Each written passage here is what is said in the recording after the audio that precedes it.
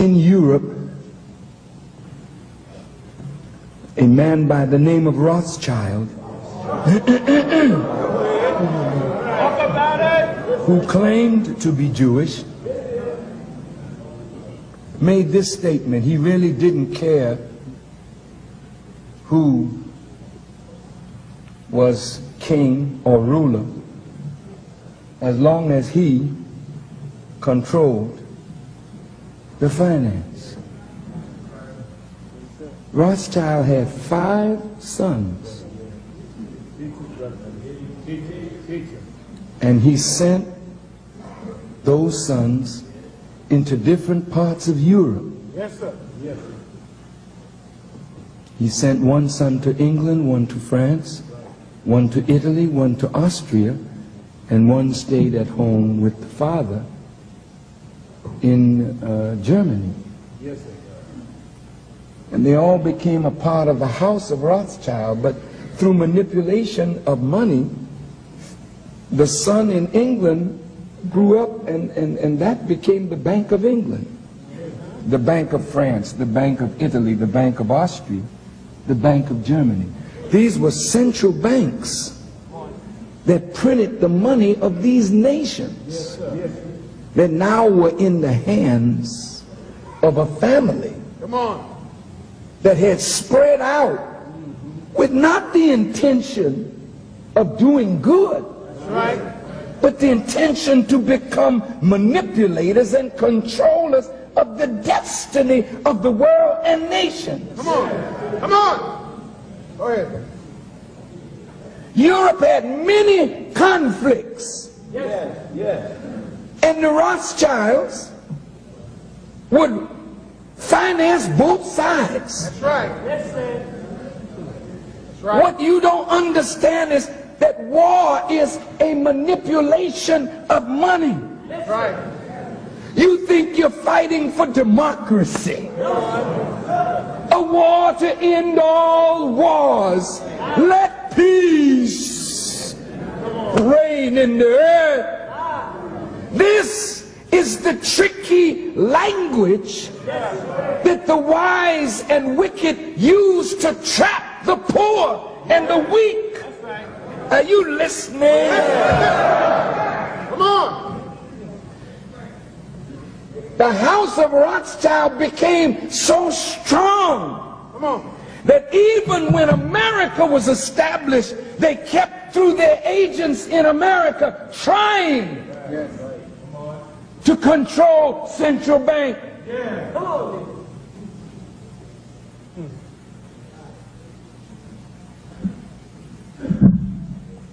It hurt to read of the Civil War. People in the South didn't want nobody freeing the slave. That's right. That's right. I was not evil when I said that 75% of Jews own slaves. I didn't say it. You all wrote it in your history. Now wait. If you own slaves and they were the bedrock of your wealth, you did not want America free. Many were at the root of the Confederacy and the Confederate flag yesterday as well as today. Right. Abraham Lincoln was interfering with something bigger than just peace and war.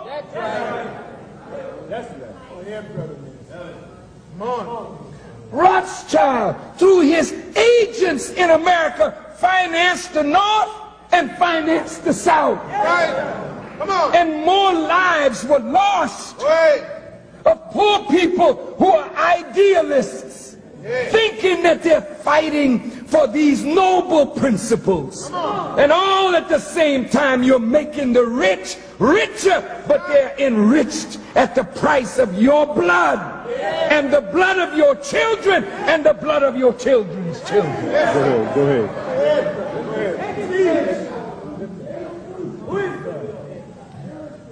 See, brothers and sisters, look. There are many people in the country that know this. Come on. Yes, sir. But they don't have the voice of the poor. What makes it so dangerous for me to know it and even say it is because I have the voice and the ear of poor people. And once you know the truth, it's very difficult for you to go back into your sleep. So naturally, to say these things, it puts the spokesperson at great risk. Because America has been built on your backs. And if any truth comes to remove you, that's like somebody creating an earthquake. You see a beautiful building, but when the earth under it shakes, the walls come down, the ceilings come down. So that's why you have never been allowed a leader that could stay with you to speak to the masses of black people. Every time you had a leader that could speak to the masses, he was cut down. And he's cut down because the country is built on the backs of poor, poor white, poor black, poor Jews. That's right. Come on. Look, brothers and sisters, in 1912, on December the 22nd,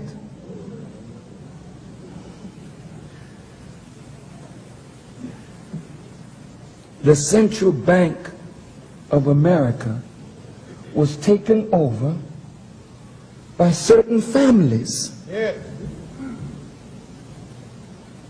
The Federal Reserve that prints the money is not owned by the government. That's right. That's right.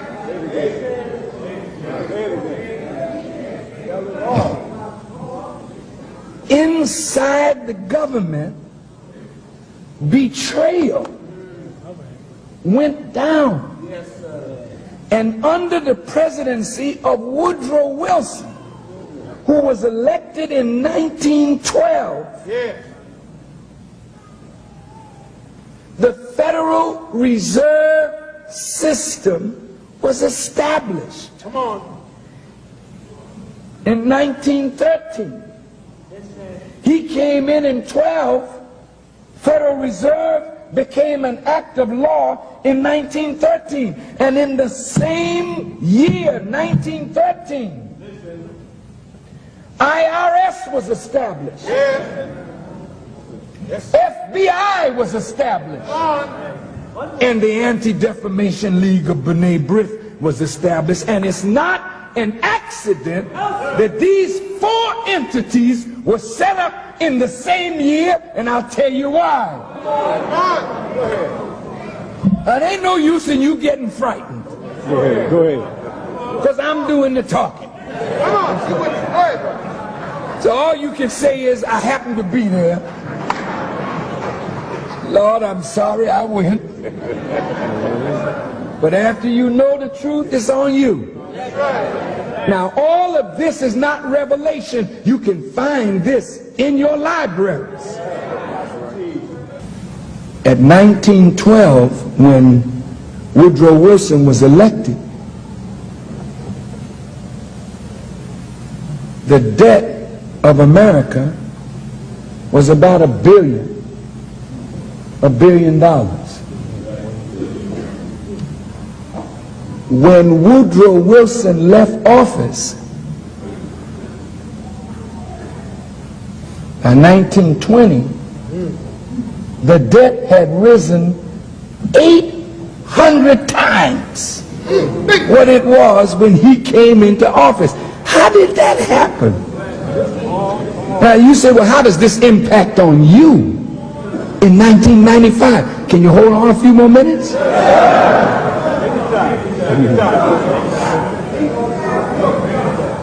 Look, brothers and sisters, in 1912, Woodrow Wilson was elected, 1913, IRS is established. Why was the Internal Revenue established? Because those who took control of the money knew that they were going to increase the debt of the country. And they had to have a way to recoup the debt. So the revenue was supposed to be a graduated income tax. This is the way it was put before Congress. Which, by the way, a graduated income tax is the second plank in the Communist Manifesto by Karl Marx. And when you hear the Republicans talking about taking back government and giving it back to the people, it's because the government was moving the country on a socialist trend. Oh man, look. This thing is deep. Yes, sir.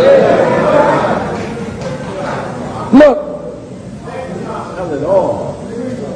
Woodrow Wilson comes in, and he's going to keep America out of the war. The war started in 1914. Is that right? Yes, sir. Come on. Woodrow Wilson's second term is in 1916. Come on. He's keeping America out of the war. This is the way they talk when it's time to get elected. But the big boys behind the door, they knew that the only way to increase the debt was to somehow get America involved in the war that was raging in 1914. So through the manipulation of an incident with a ship called the Lusitania, America declared war on Germany. And in 1917, the American soldiers went to war in Europe. And in order to fight the war, America had to borrow money. That's right. Yes, sir. Go ahead. Come on. So who do you borrow money from? Come on. Who do you borrow? From those who print the treasury bonds. Think of it. Then they put interest on what America borrows. So the poor people are taxed to pay the interest. That's right. War over, 1918. Woodrow Wilson leaves office in 1920. And America, that was $1 billion in debt when he came in, is now $8 billion in debt, 800 times. Come on. Think of this. What it was. And the interest the American people are paying. It was the war to end all wars. And in that war, many of our black brothers were arguing and fighting because they wanted to fight for America, this great country, not knowing that the whole thing was manipulated by a handful of wicked men. J.P. Morgan, the Rockefellers, Come on. Loeb and Kuhn, Come on. and Schiff, and the Warburgs, and the Rothschilds. These are Anglo-Saxons and Jews, because it don't make no difference when you get to a certain level. We don't see ethnicity, we see money. Do you understand what I'm saying? Now, World War I is gone. Follow me. Yes, sir. Now, here we are. Come on. Hitler rises. Here we go. Hitler's trying to get back what was taken from him Come on. Come on. and the Kaiser and Germany After World War I, Come on, teach us. Teach your people. Hitler starts moving in Europe. Ain't nobody saying nothing. Come on. Where are you going, Hitler? Hitler sees himself as some kind of messiah. Come on. And guess who financed him?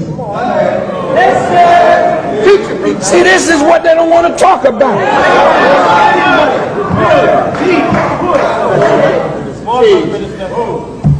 But Warburg and Rothschild, these are Jews. And some in America financed Hitler. Come on. Come on. Expose it. Warburg, a Jew, can travel in Europe at the height of the war, That's right. sleep in fine hotels, while Jews are being burned in ovens. Now will the real anti-Semites stand up?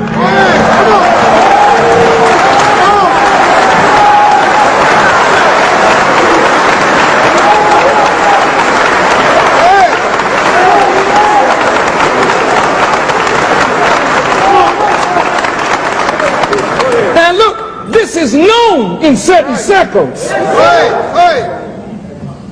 Many young Jews don't know nothing about this. They're made to see Farrakhan as the enemy. That's right. Farrakhan is not your enemy.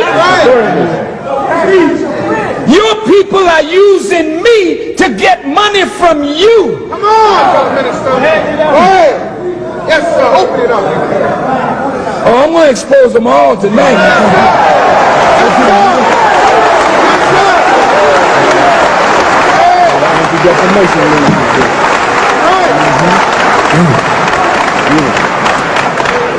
Yes, sir. They say the FBI was set up to catch criminals. Come on. Well, that's true. But the FBI is a criminal organization. Go ahead. Oh, Farrakhan, how could you say a thing like that? Come on. In staid old Springfield. It's the best place to say things like this. In staid old Springfield. The FBI has been a criminal organization. Come on. They don't care nothing about law. They break the law to get at every black leader or white leader, right. anybody who can disrupt, destabilize, excite the poor. That's right. Under the name communism, That's right. under the name of any kind of thing they can think of, they come after you. That's right. Listen good now. Yes, sir. Yes, sir. You know the FBI's history, Come on. where we're concerned. That's right. Well documented. Go ahead. Was Mark Clark and Fred Hampton criminals? No, sir. They were members of the Panther Party. Was Marcus Garvey a criminal? No, sir. Was Noble Drew Ali a criminal? No, sir. Was W.E.B. Du Bois a criminal? No, sir. Was Paul Robeson a criminal? sir. Was Martin Luther King a criminal? Well, damn it, how could you Come on. have streets named for Martin Luther King Jr. and you hypocrites line up on the 16th and you take ads out in the paper to celebrate the memory of a man that the FBI bugged this hotel, worked against him night and day. Tell me I'm lying.